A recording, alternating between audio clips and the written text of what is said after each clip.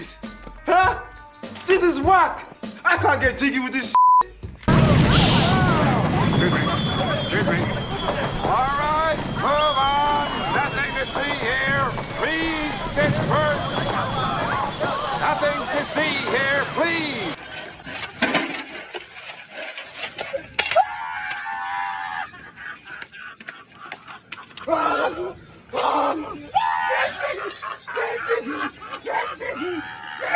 Shame on you! Oh, it gets worse.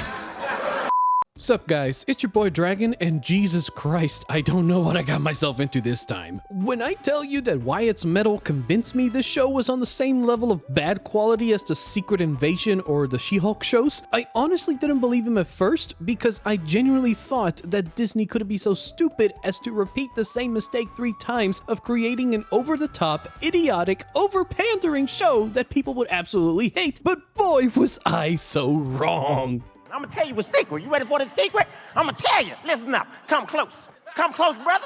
Come on. Come close. It's a dumpster fire.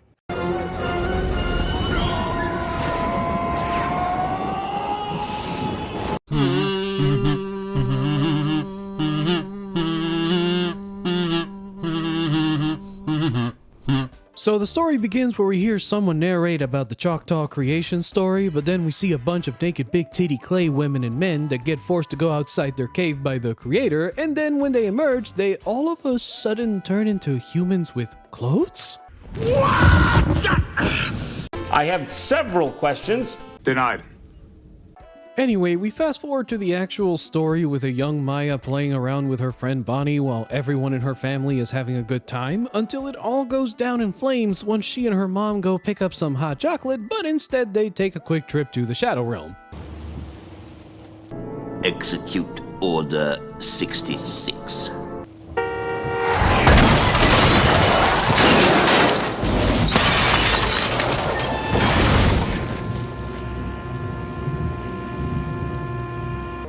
A powerful Sith you will become.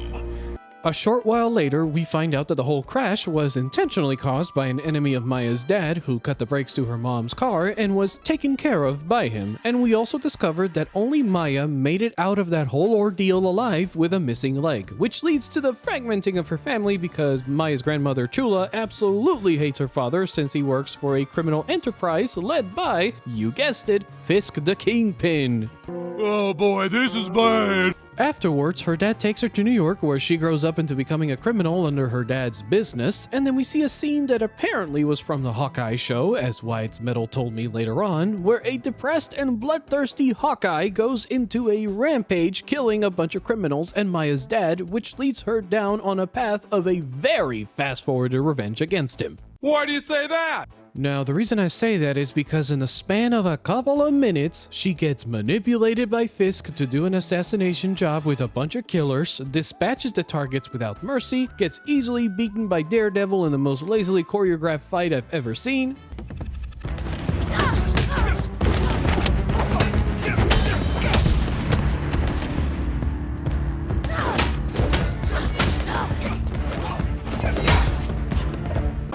To open up some whoop ass.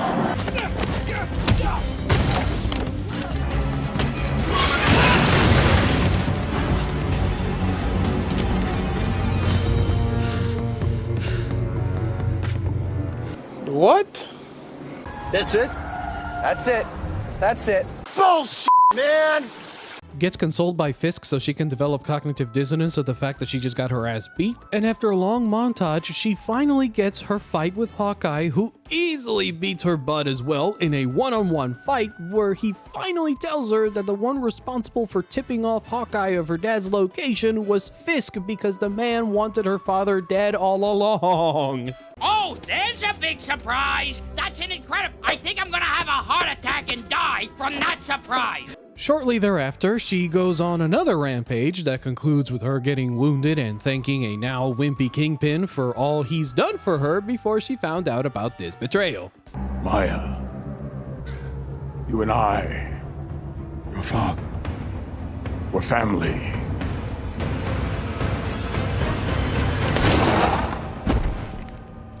Oh, he's dead.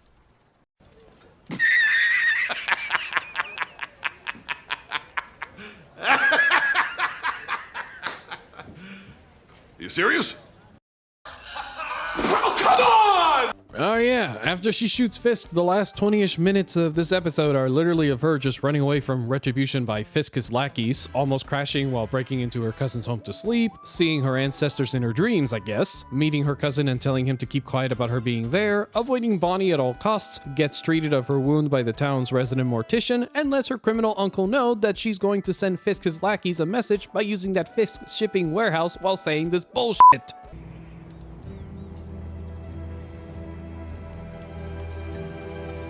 But wait, if that's not stupid enough, they then have the audacity to make this show even worse by showing this mega cap scene.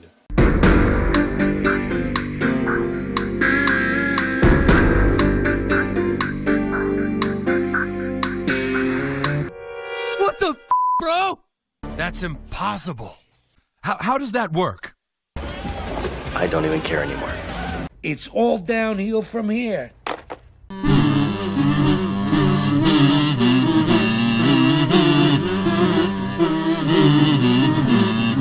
So, we begin this episode by wasting 5 minutes in a really long highlight sequence where one of Maya's ancestors wins a game of Choctaw stickball after cheating the win for her tribe by using her ancestral powers, and then we see Maya waking up from that very confusing dream, which makes her give her cousin Biscuits a possibly illegal shopping list so she can accomplish her objective from the previous episode. Oh, that poor bastard. After some time, we get these scenes of Maya's grandfather trying to sell some Native American merchandise to gullible, idiotic white tourists and helping Biscuits get the shopping list done. Maya forces him to go help her enact her plan, but Chula gets suspicious that Maya's back in town and she goes to speak with her uncle about her since she believes she is up to no good criminal stuff. You don't say. Huh? However, we find out that Maya's actual plan to get back at Fisk's lackeys and let them know she's the new queen in town is to sneak inside a moving train to plant explosives in the hidden weapon crates, but almost dies once her prosthetic leg breaks, yet like clockwork she gets saved by the mysterious power of her ancestors, also known as a ton of plot armor. This is crazy! He ain't lying.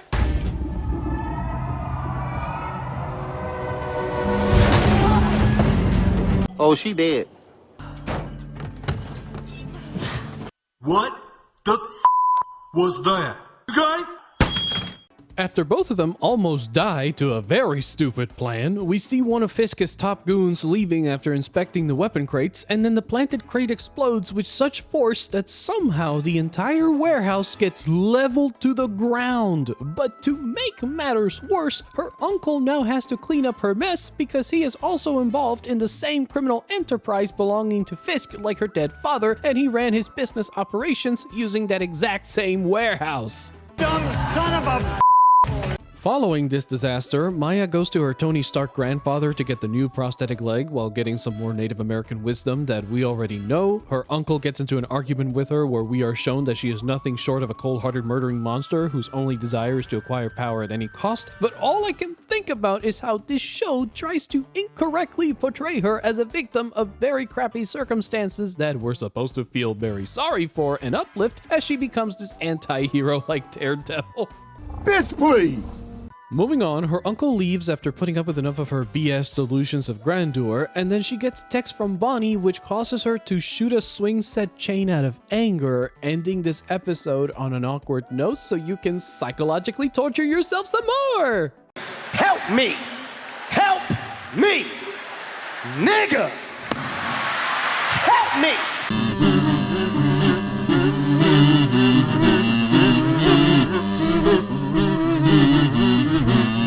Right, so we start this episode with another Marvel highlight portion of another of Maya's female ancestors, because the male ancestors don't count, I guess, where in cringy silent film format, we learned that this ancestor defied the social order by becoming a light horseman, which are the local police force created by the tribe in order to apprehend criminals in their lands, and she did so because if she's a life giver, then she needs to be able to protect it, otherwise giving life is worth nothing if you can't protect yourself with weapons, as if weapons are the only way women can protect the life they grant. But okay, Disney, have it your way since you and your cancel pigs think all men these days are useless by your standards.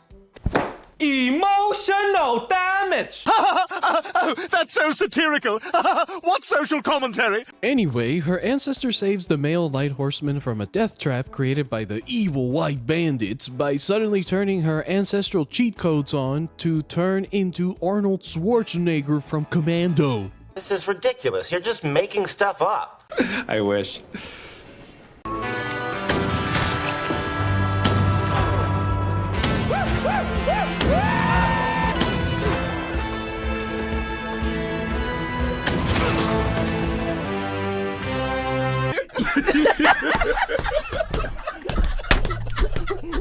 Yo, shout out the season, man. Shout out the season, man. Moving on, we get a really long scene between Maya's divorced grandparents that honestly goes nowhere about their moral thoughts on Maya as a person, which if you've been paying attention so far, then you already know the answer to that. She is evil. Regardless, the plot moves along when her uncle's shady assistant decides to backstab him by tipping off Fiska's bloodhounds to Maya's location for some money, but after they capture her, they end up capturing her uncle and Bonnie as well as collateral, which then gives Maya the ability of being able to break out of her oppressor's chains and mete out justice against them by showing another badly choreographed action scene occurring while the Rob Zombie song Dragula is playing in the background.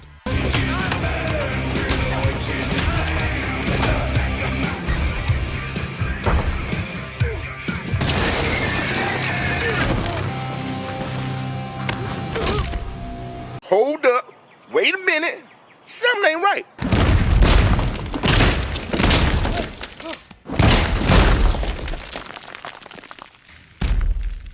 Puny God.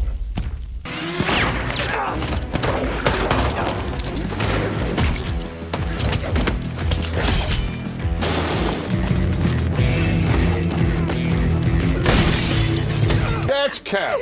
I accuse you of capping.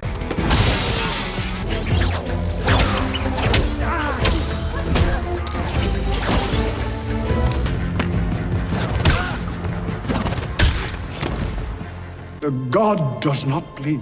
No! Because they suck! After stopping Maya's rampage by holding Bonnie hostage, Fiska's top honcho is about to execute her until he receives a phone call from someone telling him to stop the execution, and as a result he is forced to leave the ice rink very frustrated.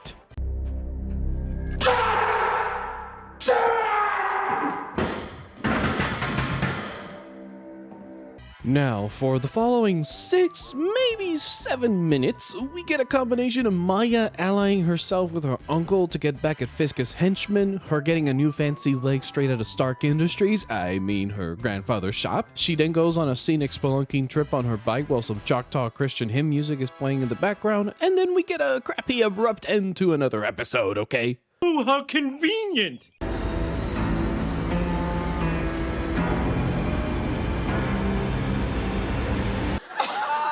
Nani? Oh, God help us!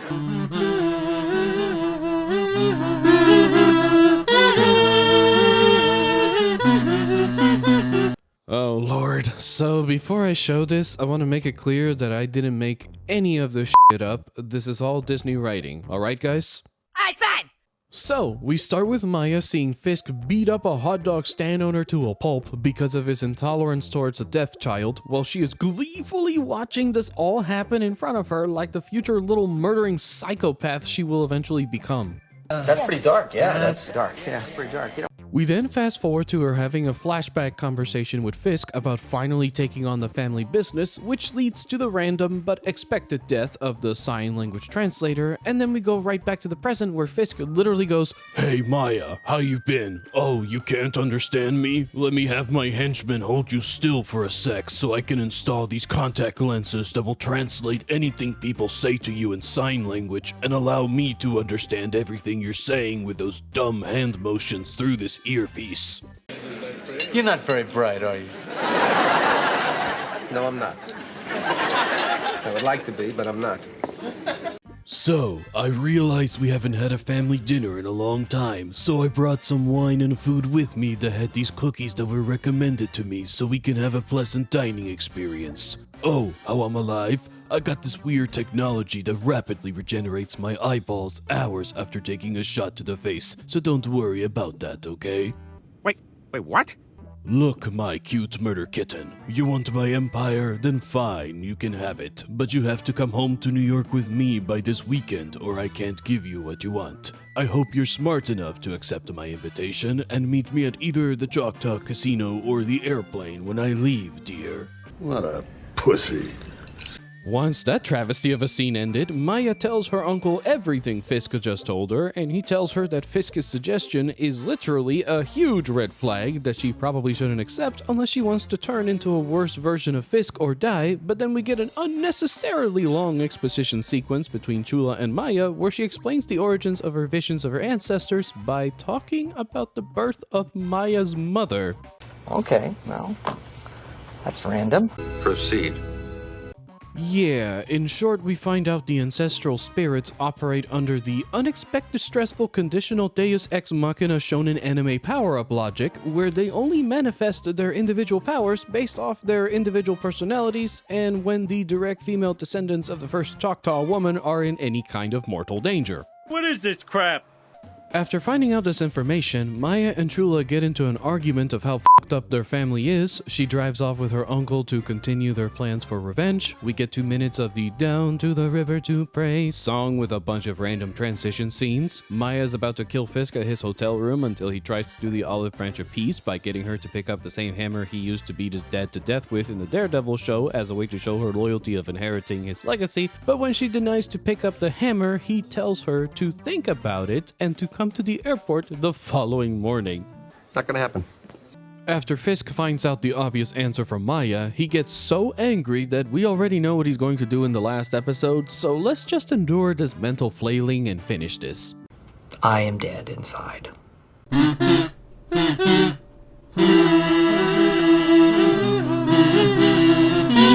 Before I start talking about this episode, I need to ask you guys a question. As a seasoned watcher, would you not assume that the final 34-minute long episode is going to be the most intense conclusion of the plot that's been building up for the past 4 episodes? That sounds about right. How about no? Well, instead what we get is half of our time being wasted on this episode's runtime by giving us another stupid Marvel spotlight pandering with a Native American hi-ya, hi-ya, hi-ya soundtrack bit with a young Maya this time, where we find out that her cold-blooded nature has been deeply rooted in her childhood before she even met Fisk, because in less than a minute into the episode, we already see her literally mercilessly wounding a bird for no damn reason. Oh boy. Gotcha, bitch. I repeat. She is evil. Oh, and if that's not enough, this psycho decides to bring the dying bird to her mother and lies to her that she didn't mean to hurt the poor thing while doing target practice with it. But then the mother goes on to tell her a Native American story about the relevance of the bird in Choctaw culture just to explain to her the basic concept that killing things for fun is wrong, while a few seconds later making the lesson entirely pointless by using her ancestral cheat code powers to resurrect the bird, and then it randomly cuts to that same scene from episode 1 where her mother dies in the car crash for some reason. What the f*** is this? I don't know.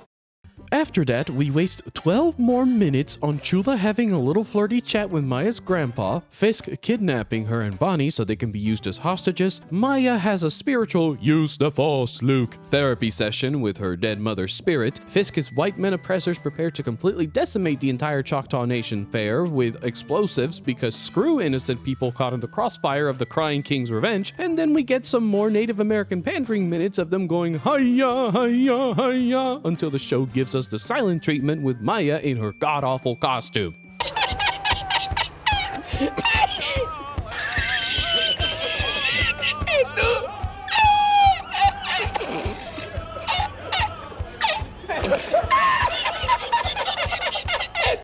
No, God! No, God, please, no! No! No! No!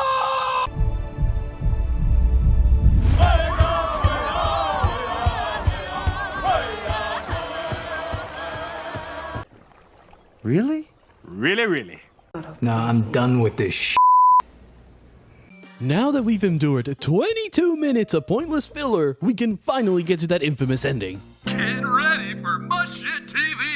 You see, what ends up happening is that Maya tells Fisk that she never wanted to inherit Fisk's legacy of a criminal empire this entire time. Instead, what she really wanted and needed was to embrace her strong, independent Native American woman ancestral legacy all along, and through the power of her shonen anime ancestral cheat codes, she gives Chula and Bonnie the ability to turn into super Native American Saiyans that easily dispatch with her a room full of tall, physically fit, burly killers like their malnourished 12-year-olds as hiya, hiya, hiya music gets more intense in the background while the remaining goons get easily wiped out via the men's more practical methods. Wait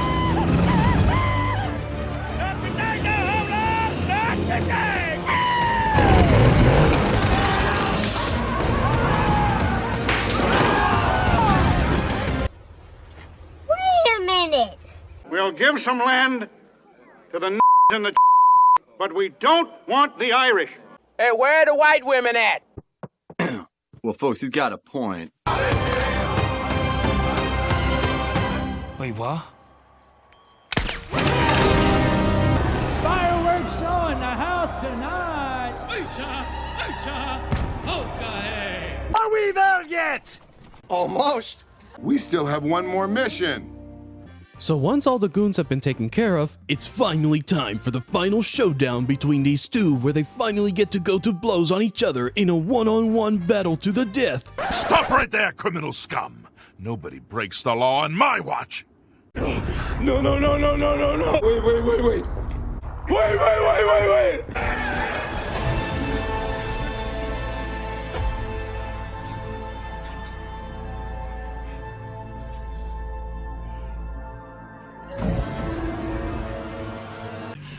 What is this here now? Gets worse.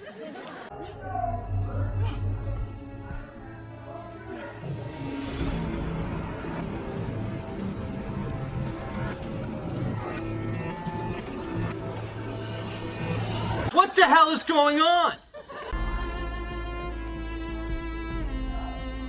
I am not who you want me to be! Hey, yo, what the f?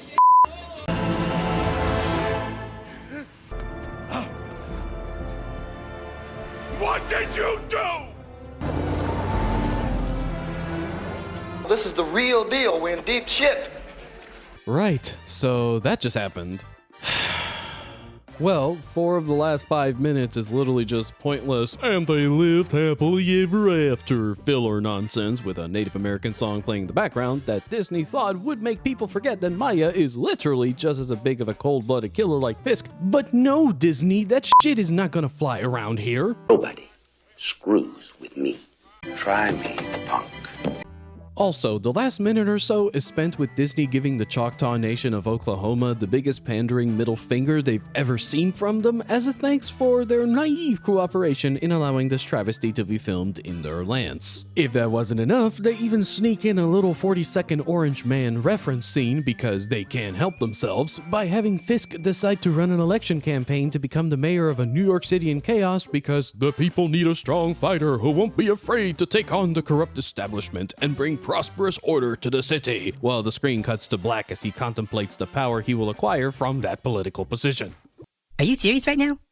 Okay, that's it. I'm done. I've had enough of the over-pandering BS. Is this what Disney really thinks Native Americans are worth? Just a little oppressed group of people who need to be used and pandered to whenever Mickey Mouse's money vault gets low? Well then screw you, Disney, you silent racists, because your show gets a fat 2 out of 10 for that. You claim to be the champion for diversity, equity, and inclusion, but behind everyone's back, you backstab every single group you claim to be defending once the potential money well dries up, and then you move on to the next victim while claiming you never really cared about the previous backstab groups in the first place. You're all terrible and incompetent. One more thing. Eugene, give me that. You're all a bunch of hypocrites. Look, I feel like I don't need to explain any further since talking about the episodes themselves reveal quite a lot regarding Disney's current filmmaking philosophy, so instead I want to ask you to please do what you're seeing on screen if you enjoyed the video, because right now I need to ask the ancestral spirits to help me reclaim my lost neurons. Oh, also, be on the lookout for the Rebel Moon video coming very soon, and until next time, have 20 shots of tequila, whiskey, or rum so you can forget about all of this horse manure you just witnessed, and Namarie. Fun and good for your health. And now for something completely different. What are stories but mystery boxes? There's a... What a load of shit. You wanna play games? Okay. Have a night with you. Say hello to my little friend! Damn! Oh, no, I ain't messing with you. Oh, no. Until next time, I'm a British person. Good night. What? You want more? It's okay. We know.